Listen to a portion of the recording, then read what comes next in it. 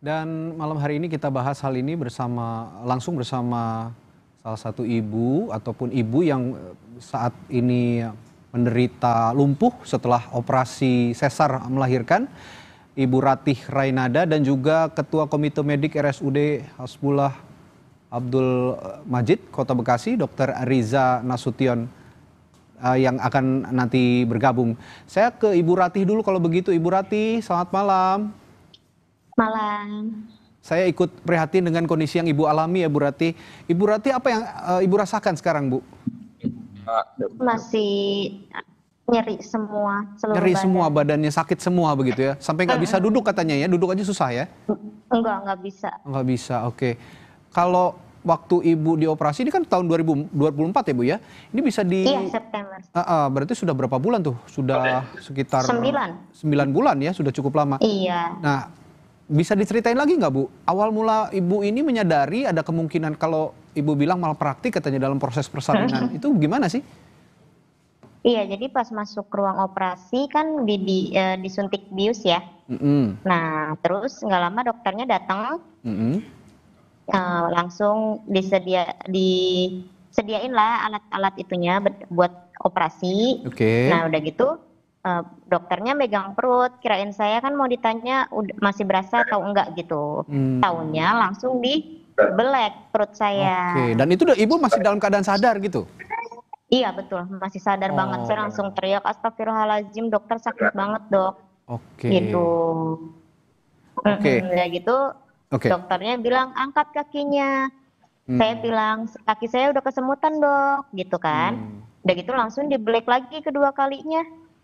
Oke, gitu. Nah kalau yang berdasarkan informasi yang kami sampaikan tadi, Ibu, kan rumah sakit bilang Ibu itu menderita TBC tulang, Ibu ya. Nah itu Ibu pernah riwayat penyakit ini nggak, Bu, sebelumnya? Enggak pernah tahu, malah kaget dibilang TB tulang, harus operasi tulang belakang pakai pen juga. Oh, itu udah dikasih tahu sama dokter sejak kapan harus operasi? Desember 2024. Iya, betul.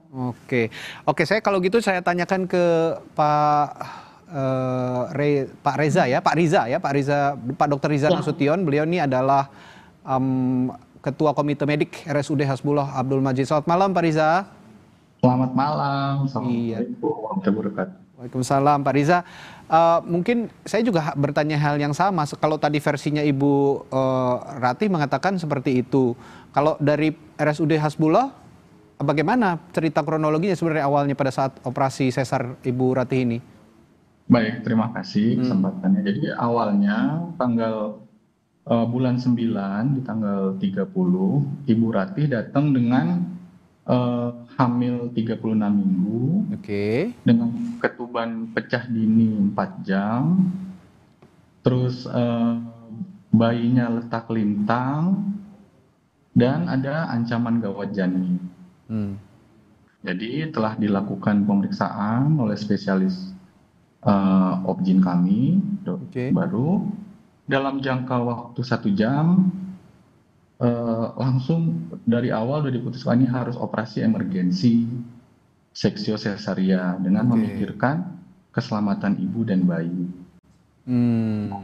Jadi yang dikeluhkan oleh Ibu Ratih ketika pada saat awal setelah dilakukan pembiusan di daerah pinggang dan ketika Bu Ratih sudah tidak bisa bergerak kakinya, kami kan menganggap sudah tidak, obat bius kami sudah jalan.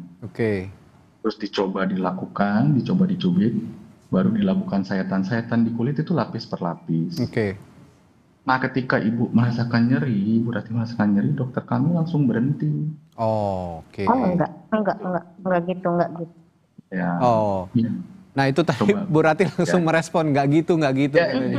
Masih terus dilakukan operasi. Oke, nanti saya juga akan tanyakan lagi kepada dokter bagaimana tindakan ketika, ya itu tadi kalau kata versinya Pak Riza, tidak dilakukan tindakan apa-apa lagi setelah menyadari Ibu Ratih ini masih dalam keadaan sadar. Nah setelah itu apa yang dilakukan, kami akan lanjutkan pembahasan ini setelah jeda di Sapa Indonesia Malam. Tetaplah bersama kami. Kembali di Sapa Indonesia Malam, kami masih membahas saat ini seorang ibu muda asal Bekasi yang mengalami lumpuh setelah melakukan operasi sesar di Rumah Sakit Umum Daerah Bekasi. Tadi saya bertanya ke Pak Riza. Pak Riza, kalau versinya Bu Ratih kan tadi sudah masih sadar dan terus dilakukan tindakan. Kalau Pak Riza kan tadi mengatakan di stop gitu, tidak ada tindakan. Sebenarnya apa yang pada saat itu di stop lalu tidak ada tindakan, apa tindakan yang dilakukan? Kendati Pak Bu Ratih tadi mengatakan masih ada tindakan begitu. Apa yang dilakukan saat itu, Pak Riza? Nah, jadi ketika kejadian itu, ketika pasien merasakan nyeri, dan kemarin kami juga sudah beserta dokter yang mengerjakan operasi datang ke rumah. Kebetulan datang bersama Pak Wali, datang konfirmasi. Dokter kandungannya langsung duduk. Gitu. Jadi langsung duduk. Sampai gitu, Pak.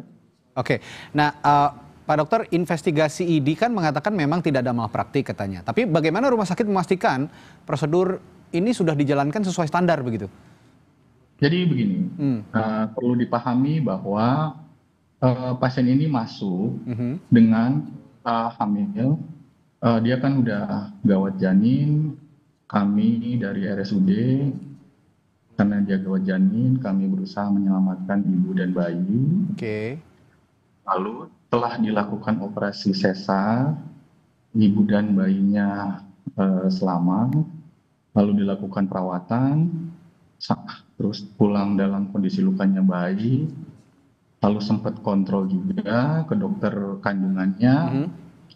Nah, baru 2 bulan kemudian, di bulan 12, pasien datang kembali ke emergensi dan ternyata kelemahan di anggota gerak bawah. Dirawat oleh dokter saraf, dilakukan pemeriksaan MRI, didapatkan adanya kerusakan pada tulang belakang, dari mulai tulang pinggang, dada, dan leher. Tapi kerusakan itu bukan berarti disebabkan pasca operasi sesar itu ya, Dok ya? Atau bagaimana? Oh, tidak. Jadi dilakukan juga pemeriksaan radiologi ronsen pada pasien itu. Pasien itu sudah tegak dengan diagnosa spondilitis TBC kronik. Dan itu dalam jangka waktu lama untuk sampai seperti itu, dan posisi tulangnya pada saat dilakukan MRI itu memang sudah posisi rapuh. Yaitu prosesnya lama. Baik, saya ke Bu Ratih lagi. Bu Ratih, singkat saya terakhir bertanya ke Ibu, kondisinya kan sekarang juga sudah tidak memungkinkan untuk beraktivitas begitu. Iya, betul. Apa langkah yang akan Ibu tempuh nih kalau memang sekarang kalau kata rumah sakit katanya ini bukan kesalahan rumah sakit begitu. Tapi langkah yang mau dilakukan selanjutnya apa nih, Bu? Ya, kita minta pertanggungjawaban. Tetap minta pertanggungjawaban ya. Aku sadar dan masih pas operasi itu masih sadar. Dokter yang bedah itu ngomong sendiri. Baik. Ini kalau nggak dilihat kadaluarsanya seperti itu. Nah ini Pak Riza terakhir juga Ibu Ratih tetap meminta pertanggungjawaban rumah sakit. Nah biar ada win-win solution bagaimana nih kira-kira Pak Riza? Jadi begini, untuk Ibu Ratih, yang pertama omongan yang dibilang kadaluarsa itu kami punya prosedur untuk obat-obatan itu sesuai dengan aturan Kemenkes dan computerized. Jadi itu tidak benar, tidak ada obat kadaluarsa, malah di kami jarak kurang 3 bulan sudah dikembalikan.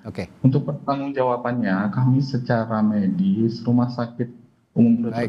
Hasbul Habib tetap menerima dan merawat ibu tersebut dari sisi medisnya. Baik, kalau begitu semoga ada solusi juga ya, ada win-win solution, karena Ibu Ratih merasa masih ada yang harus diselesaikan dan pihak rumah sakit juga merasa ini bukan tanggung jawab rumah sakit. Nah ini semoga ada jalan tengahnya, nanti didiskusikan kembali antara Bu Ratih dan pihak rumah sakit. Baik, terima kasih Bu Ratih dan Pak Riza telah berbagi pandangannya di Sapa Indonesia Malam. Sampai jumpa lagi, selamat malam.